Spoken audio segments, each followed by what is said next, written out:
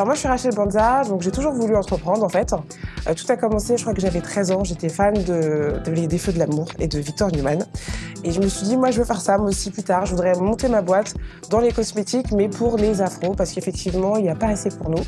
Donc je vais travailler, je vais apprendre, voilà, je vais me former sur le commerce. Je vais faire en sorte de pouvoir avoir les diplômes nécessaires, de connaître un petit peu comment ça marche. Et dès que j'aurai la possibilité, je me lancerai pour créer ma propre boîte dans les cosmétiques pour les besoins des femmes afro. Donc voilà comment j'ai commencé un petit peu à mûrir sur mon projet. Et au fur des années, voilà, je me suis renseignée, j'ai travaillé, j'ai mis des sous de côté. Et dès que l'opportunité s'est présentée, je me suis lancée. Alors pour la petite histoire, moi j'ai travaillé en tant que commerciale pendant à peu près 5 ans.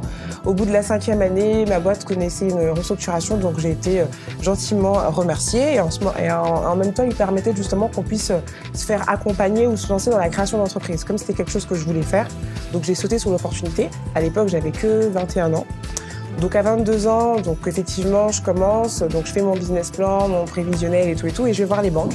Donc ma première difficulté d'abord, ça a été de comment convaincre une banque que je peux, moi, en tant que petite jeune femme, 22 ans, aucune expérience dans l'entrepreneuriat, pouvoir gérer une structure avec des salariés.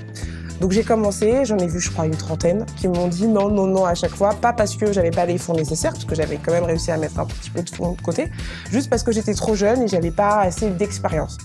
Et donc comment ça se passe? Un jour je participe à un espèce de speech où il y avait des banquiers, des chefs d'entreprise qui étaient là justement pour analyser la crédibilité de notre dossier.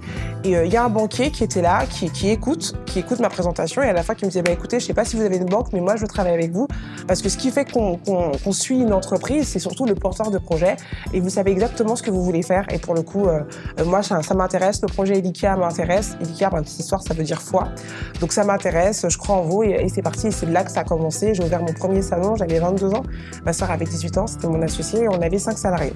D'où la plus ancienne avait 52 ans. Voilà comment a commencé le parcours de Elika. On fait vraiment tout seul, comme des grands pour le moment, voilà. Et on est assez satisfait parce que ça nous permet de garder la vision de notre boîte. Qu'est-ce qu'on veut? C'est quoi Elika? Elika, c'est une boîte de partage.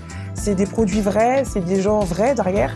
C'est voilà, ma chimiste a travaillé pour Lancôme, elle a travaillé des années, ils m'ont jamais proposé un CDI. Elle est venue, on a discuté 2-3 fois. Je dis voilà, moi je crois en toi. Elle m'a dit c'est vrai, je fais si tu peux le faire, si tu l'as fait pour les autres et ils ne sont pas reconnus, moi je sais que tu pourras le faire pour nous et tes produits ils vont être adorés. C'est ça en fait. Donc elle formule nos produits qui sont 100% naturels et les clientes aiment. Donc l'idée c'est ça, c'est que ouais, on est une petite boîte, on fait tout seul, on s'autofinance, il n'y a pas de fonds d'investissement. Elika, c'est Rachel, c'est Sabrina. Donc maintenant ça fait 10 ans que je fais ça, j'ai changé la stratégie. Avant je faisais beaucoup de prestations, maintenant je fais plus trop de prestations. J'ai investi dans mon propre labo, donc aujourd'hui on développe nos propres produits. Donc l'idée c'est comment faire pour justement avoir des produits qui sont novateurs, qui répondent aux besoins des clientes actuellement, avoir une offre intéressante, ce genre de choses. En même temps, je suis maman, je suis épouse, donc en même temps, il faut aussi gérer cette partie-là parce que bon, c'est pas toujours facile. Effectivement, c'est des sacrifices. Je suis pas tous les soirs avec ma fille comme je voudrais parce que des fois, je rentre tard ou je commence très tôt, ce genre de choses. Pareil pour mon époux. Donc l'idée, c'est ça, c'est de trouver un équilibre en fait, trouver un équilibre, mais pour toujours rester épanouie parce qu'au final, je suis une entrepreneuse et je voulais faire ça depuis très longtemps, donc je suis ravie de faire ce que je fais, voilà, parce que pour le coup, je trouve que c'est une bénédiction pour moi, clairement. Mais l'idée au quotidien, ouais, c'est de pas céder, parce que c'est quand même difficile. Il faut trouver des situations, des solutions quand il n'y a pas de clients ou comment faire pour les faire venir. C'est ça. Mais tout en restant positive et en continuant de profiter de la vie, même si c'est assez difficile, parce que c'est pas un long fleuve tranquille. C'est ça. Et l'idée de l'entrepreneuriat, c'est de se dire, même si c'est pas un long fleuve tranquille, comment on fait pour rebondir, pour pas baisser les bras, pour trouver des solutions, parce qu'on a des salariés et on est la tête et on n'a pas le droit de flancher quand eux, si on n'est pas bien, tout le monde n'est pas bien. Donc c'est à nous à chaque fois de temporiser, de rapporter des solutions pour que tout le monde soit bien. Enfin, c'est un peu sport, c'est sport. Donc moi aujourd'hui je suis à Paris, j'aimerais bien et je travaille d'ores et déjà sur l'Afrique. J'aimerais vraiment implanter ma marque sur le même format, un petit beauty store, un peu comme ce qu'on a à Paris, dans les grandes villes africaines, donc Kinshasa, Brazzaville, Pointe-Noire, Abidjan, enfin voilà. L'idée, c'est ça. J'aimerais pouvoir lancer ma propre coopérative parce que nos produits sont éco-solidaires. Donc, on utilise des actifs qui sont en provenance du commerce équitable.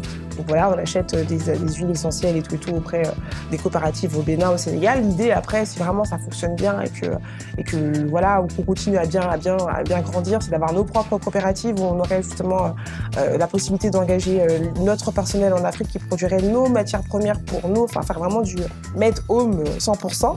Voilà. L'idée, c'est ça, c'est de toujours continuer à avancer dans ce sens.